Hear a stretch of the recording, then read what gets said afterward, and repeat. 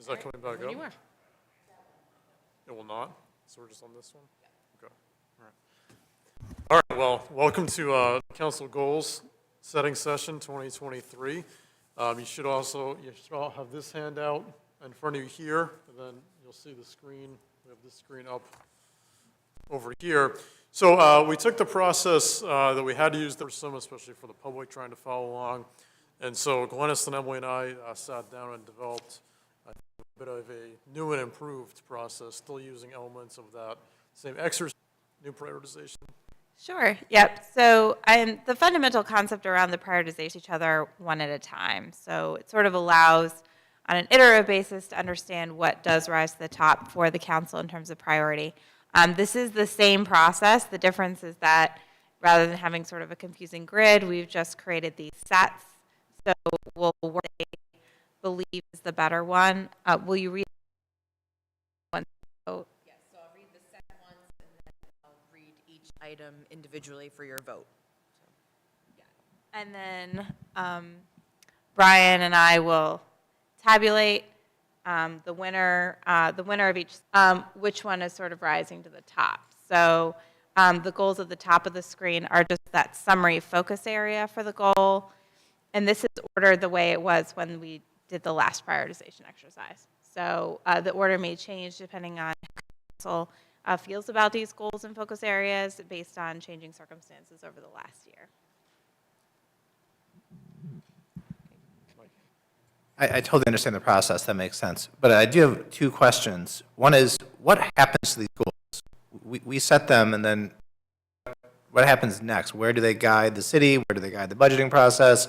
Where do they guide the work we do? And then the second, how does that inform kind of an iterative process? Yeah, so obviously, a nice job of fitting in where our priorities sort of lie in regards to budget and how those two things sort of mesh going through. In that I don't think we, maybe in many ways, hold ourselves accountable enough for these goals that we set out at the beginning of the year.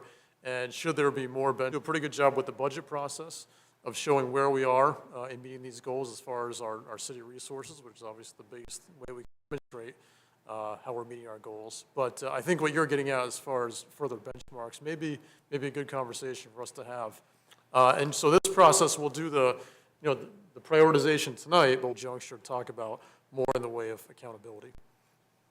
Yeah, that'd be great. And maybe just a suggestion for future years where we rank and things that may move down because we've achieved them, things may move up because we haven't, and that'll help provide some feedback in that way also. I would add that like a subjective review from the staff, halfway through the year would make some sense, basically increase or decrease monies based on our own personal judgment. However, we tend to make those decisions in the moment based on the individual issue and not sort of these overall goals, though. So it'd be kind of nice to sort of, this has now gone up, this has gone down, is this where you want to be going in terms of your priorities? Because it basically allows us to it's almost like a lighthouse. It allows us to sort of see where we are overall in terms of how we're governing, because like I add being directed in the sense of where we are in terms of the priorities, even if there isn't something in front of us that's going to cause one to go over the other, so we know in the back of our head. Otherwise, this becomes more of a statement of policy positions, though, that doesn't really impact our day-to-day, a little bit more weight vis-a-vis what we actually do. Emily, can you correct me if I'm wrong? Didn't you used to provide us an update? Or a staff member did? So if you It was under recall, both council. during the budget process, each departmental presentation and their departmental narratives in the budget book, we do tie back to the council goals. So we also have been trying to use a more consistent narrative with departments of on these goals for the annual report as well. So those are a few different documents where departments reporting in on their accomplishments in each of these areas. Thank you. That's really helpful. Okay, anything else before we get started? All right, we have 37 sets. So, Emily, get reading. All right, I apologize in advance. You have to listen to me for a while. So long on the screen, and you each have this in front of you, just so this doesn't take us all night. So set one is you are looking at financial stability and schools and infrastructure. So between those two, how many people are voting for financial stability?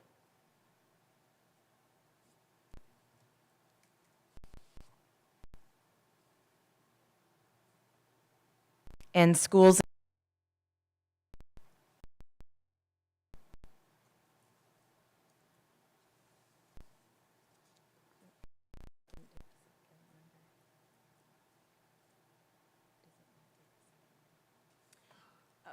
So just to clarify, because I just had a question from Emily, it's a winner-take-all, so financial stability won that round, 6-1, and so I've scored set number 1 with a 1 for financial stability and a 0 for schools and infrastructure. Set 2 is financial stability and economic opportunity. Financial stability.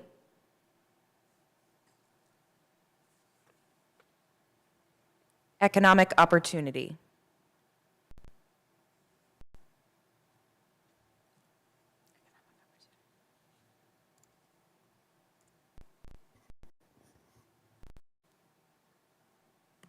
Growth and innovation.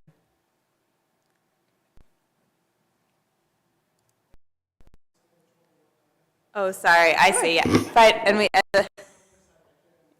yeah, that's fine, we can do that. Yeah, so financial stability, take that round. Set 4, financial stability and governance. Financial stability and governance. And financial stability takes that round. Financial stability and transparency and engagement, set 5. Financial stability, transparency and engagement. And financial stability takes that round. Set financial stability and livable community. Financial stability.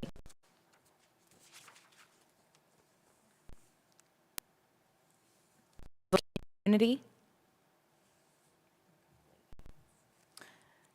And financial stability takes that round. Set 7, financial stability and environmental sustainability. Financial stability, environmental sustainability. And financial stability takes that round. Set 8, financial stability and organizational excellence. Financial stability. Organizational excellence. And financial stability takes that round. Set 9, schools and infrastructure and economic opportunity. Schools and infrastructure. Economic opportunity. And schools and infrastructure takes that round. Set 10, schools and infrastructure and growth and innovation. Schools and infrastructure. And growth and innovation. And schools and infrastructure takes that round. We're now on set 11. Schools and infrastructure and governance. Schools and infrastructure. Governance. And schools and infrastructure takes that round. Set 12, schools and infrastructure and transparency and engagement. Schools and infrastructure.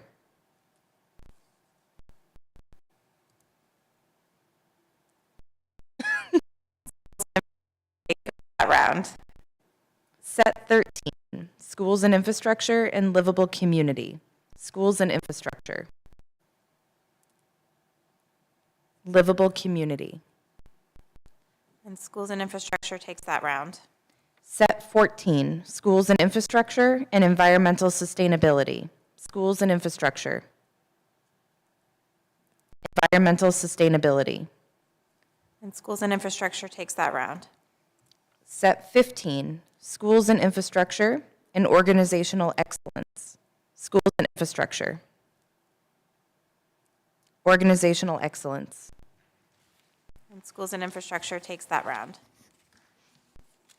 Set 16, economic opportunity and growth and innovation. Economic opportunity. Growth and innovation.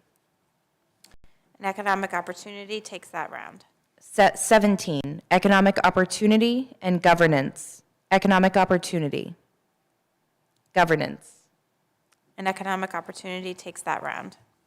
Set 18, economic opportunity, transparency and engagement. Economic opportunity. Transparency and engagement. And economic opportunity takes that round. Set 19, economic opportunity, livable community. Economic opportunity. Livable community. And economic opportunity takes that round. Set 20,